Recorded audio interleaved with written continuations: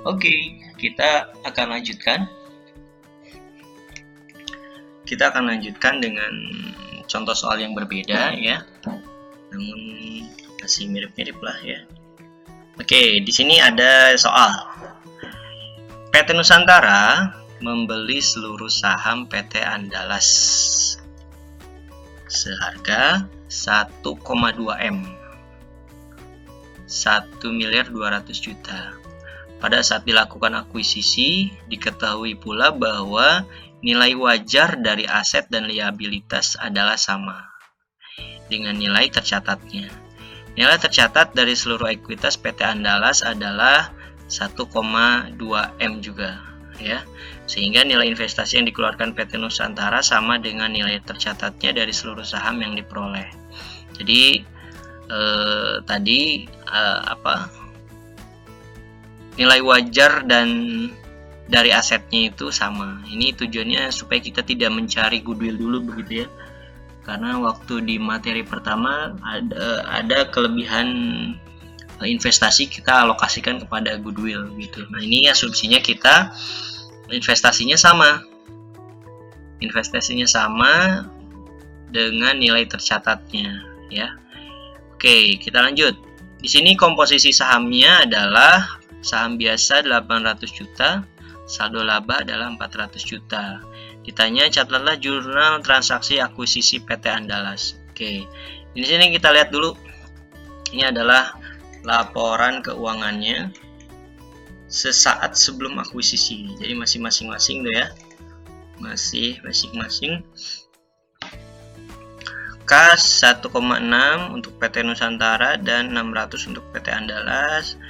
Kemudian total asetnya 7 miliar, PT Andalas 2 miliar, liabilitas sama 7 miliar untuk Nusantara dan 2 miliar untuk PT Andalas ya. Oke, ini laporan keuangannya. Nah, laporan keuangan ini sesaat sebelum akuisisi. Nah, apa yang kita lakukan pertama? Tadi ya, kita akan menjurnal transaksi akuisisinya. Oke, ini kita akan menjurnal transaksi akuisisi.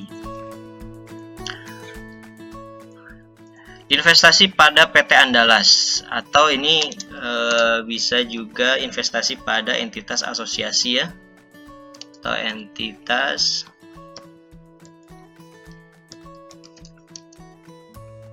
asosiasi. Ini boleh namanya boleh langsung pada PT-nya atau entitas asosiasi boleh.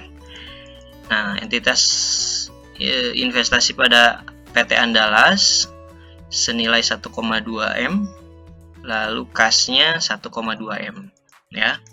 Ini adalah jurnal untuk mencatat pembelian saham atau akuisisi PT Andalas.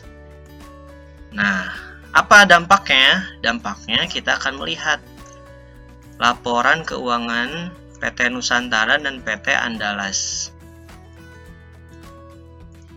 Nah, kita lihat. Ini adalah laporan keuangan sesaat setelah akuisisi. Ya, pada 1 Januari 2015. Di sini secara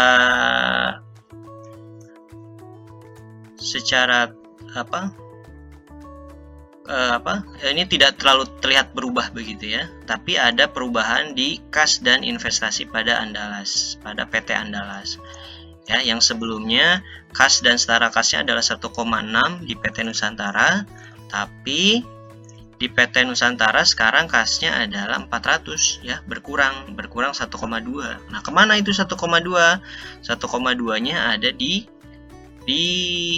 investasi PT Andalas begitu ya, sama seperti contoh soal yang tadi ya.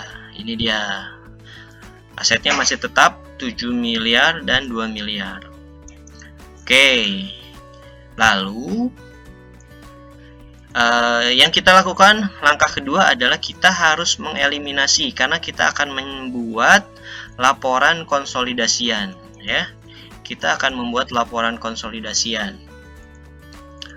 Laporan konsolidasiannya, oke, kita coba hapus dulu ya.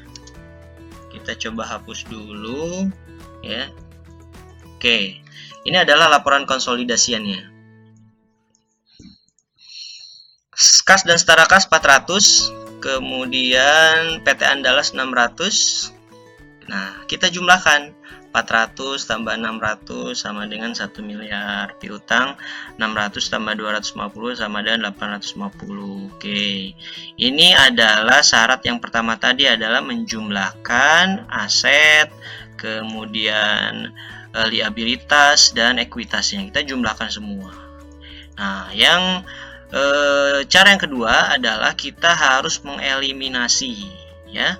Kita harus mengeliminasi akun-akun investasi yang dilakukan oleh perusahaan induk. Itu. Oke. Nah, ini adalah jurnalnya.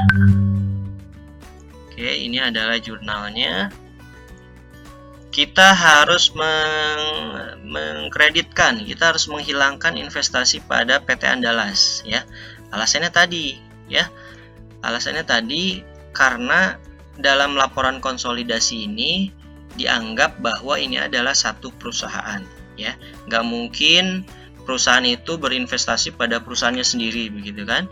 Nah, makanya kita harus menghilangkan sebesar 1,2 kita taruh di kredit. Dan kita akan mendebet ya, akan mengeliminasi bagian saham biasa dan saldo laba.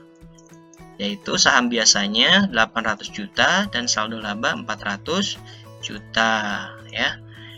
Sehingga kita akan tulis di sini bagian kredit adalah 1,2 M, 1,223 ya. Sehingga di laporan konsolidasian untuk investasi PT Andalas tidak ada. Lalu saham biasa 800 kita hilangkan. 800 tuh 23 400 tuh 23. Sehingga saham biasanya menjadi 3 miliar dan saldo laba menjadi 1,5 M ya. Nah, untuk total aset dan total liabilities dan ekuitasnya adalah 7,8 sama ya gitu. Nah, barulah kita membuat laporan posisi keuangan konsolidasian. Oke, kita percantik dulu.